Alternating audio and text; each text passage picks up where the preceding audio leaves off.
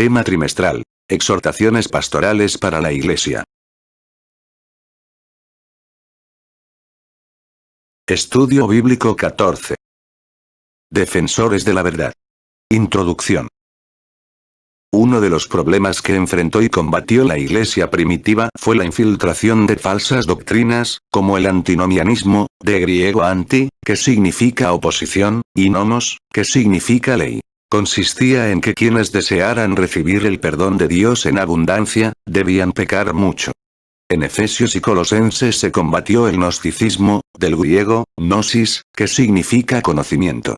En la carta a los Gálatas se batalló contra los judaizantes, quienes enseñaban que eran salvos por guardar la ley de Moisés y sus observancias. Por otro lado, Juan, en su primera carta, luchó contra el docetismo, del griego dokein, que significa parecer. Según ellos, la deidad nunca se encarnó. Cristo únicamente tuvo apariencia humana.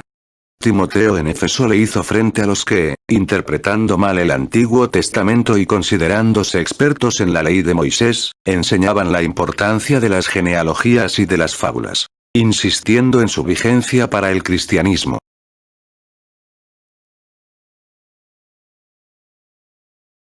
Pensamiento central. La sana doctrina es para el alma tan importante como el sano alimento para el cuerpo. Texto áureo.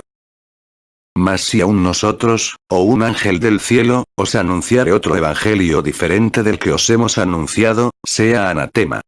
Gálatas 1, 8. Diccionario. A continuación algunos de los términos relacionados con la lección de hoy.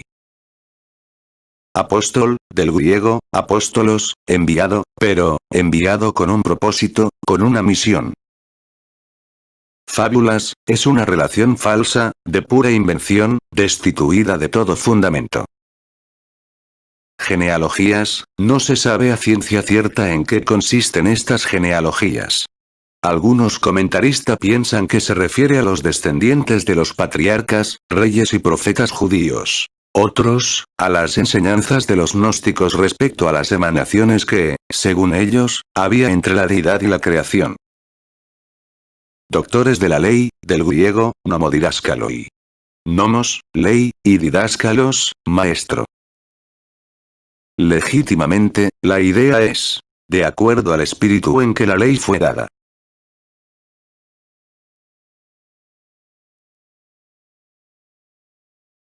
Nuestra lectura bíblica se encuentra en Primera de Timoteo 1, 1, 11. Versículo 1. Pablo, apóstol de Jesucristo por mandato de Dios nuestro Salvador, y del Señor Jesucristo nuestra esperanza. El autor de esta carta, lo es el apóstol Pablo. El título que usa al inicio de la carta, apóstol de Jesucristo, era una credencial oficial que usaba para identificarse y defender su ministerio ante las iglesias. La palabra apóstol, significa enviado, pero enviado con una misión. Esta palabra se deriva del verbo apostello, cuyo significado primario es ordenar a alguien ir a un lugar determinado. El título en sí revela mucho de la persona de Pablo. Indica que todo lo que hacía, no era por iniciativa propia, sino de alguien que le había ordenado hacerlo. Su comisión, además de provenir de nuestro Señor Jesucristo, era un mandato divino. Por mandato de Dios nuestro Salvador. Esta expresión la utiliza en dos más de sus cartas, la predicación que me fue encomendada por mandato de Dios nuestro Salvador, Tito 1, 3, y según el mandamiento del Dios eterno, Romanos 16, 26. Ante esta realidad ineludible, Pablo necesariamente tenía que exclamar: ¡ay de mí, si no anunciare el Evangelio! Primera de Corintios 9, 16. ¡Qué lección para el creyente! Versículo 2. A Timoteo, verdadero hijo en la fe, gracia, misericordia y paz, de Dios nuestro Padre y de Cristo Jesús nuestro Señor. El destinatario de esta carta lo era Timoteo, un joven pastor en Éfeso. Se cree que Timoteo conoció a Jesús por medio de Pablo, por el hecho de que éste fue quien llevó el Evangelio a Listra, Hechos 16. Luego se convirtió en su compañero en los viajes misioneros. En este joven vemos varias virtudes. 1. Lo genuino de su experiencia cristiana. Pablo le llama con satisfacción, verdadero hijo en la fe. En él no había falsedad ni fingimiento. 2. Fidelidad y sumisión a su padre en el Evangelio. 3. Su dominio de la sana doctrina. Con toda confianza se le pidió quedarse en Éfeso con la finalidad de corregir errores doctrinales. 4. A pesar de su juventud, era un buen cristiano y un buen ministro del Evangelio. No conocemos qué edad tenía cuando Pablo le escribió la primera carta. Pero a pesar de haber transcurrido 12 años aproximadamente desde su conversión, Pablo lo consideraba todavía un joven y le dice: ninguno tenga en poco tu juventud. Primera de Timoteo 4:12. Sin embargo, ocupaba el puesto de pastor y obispo. Versículos 3 y 4. Como te rogué que te quedases en Éfeso, cuando fui a Macedonia, para que mandases a algunos que no enseñen diferente doctrina, ni presten atención a fábulas y genealogías interminables, que acarrean disputas más bien que edificación de Dios que es por fe, así te encargo ahora. En el verso 3 el apóstol indica la razón primordial por la cual le pidió a Timoteo quedarse en Éfeso: ordenar a ciertas personas que no enseñaran diferente doctrina. Las palabras diferente doctrina, en el griego son una sola palabra, la cual vuelve a usar en el capítulo 6, versículo 3 de esta carta. Si alguno enseña otra cosa. Al estudiar Gálatas 1, 6, 7, notamos la enseñanza que nos brinda este pasaje. El apóstol está maravillado por lo que estaba sucediendo. Le preocupaba el objeto de su fe. ¿En qué estaban creyendo? Seguir una enseñanza que disienta del Evangelio, necesariamente desconecta a la persona de Jesucristo. Seguir enseñanzas distintas al Evangelio es aceptar algo contrario a lo que Dios ha revelado. Los falsos evangelios siempre traen perturbación. Era tan serio este asunto, que Pablo declaró en Gálatas 1, 8. Mas si aún nosotros, o un ángel del cielo, os anunciare otro evangelio diferente del que os hemos anunciado, sea anatema. Versículos 5 al 7.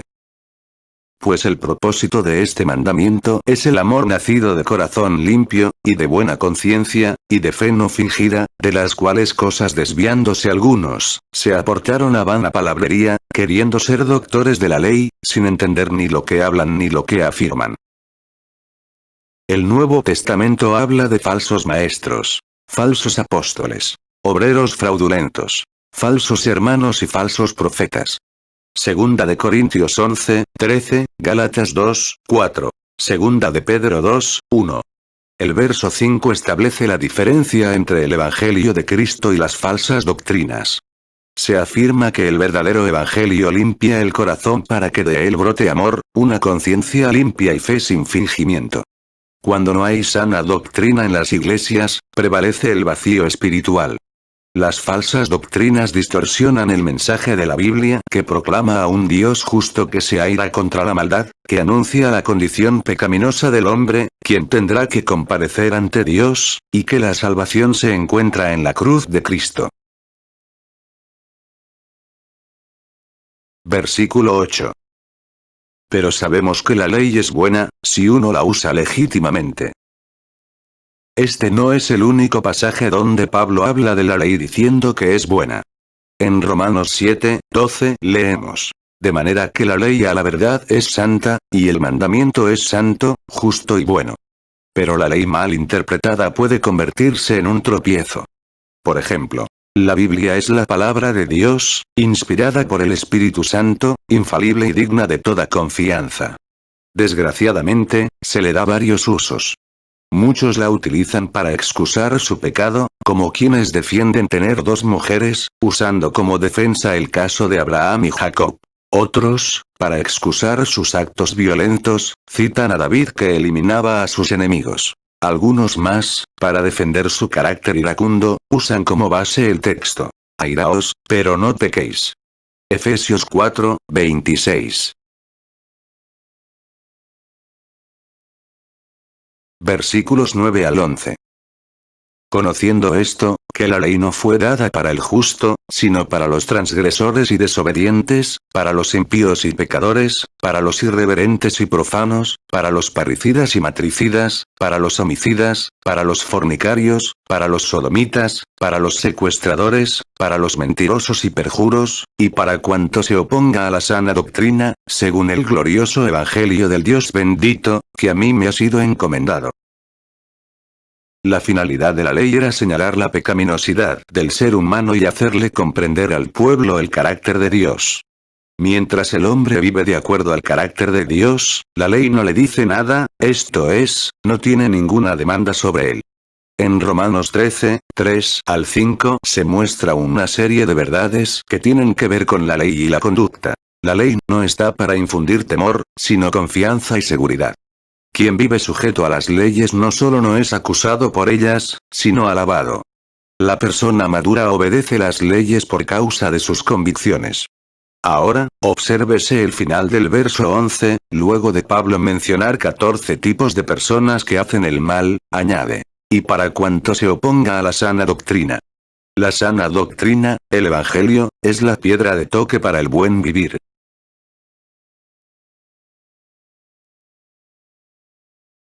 Preguntas de repaso.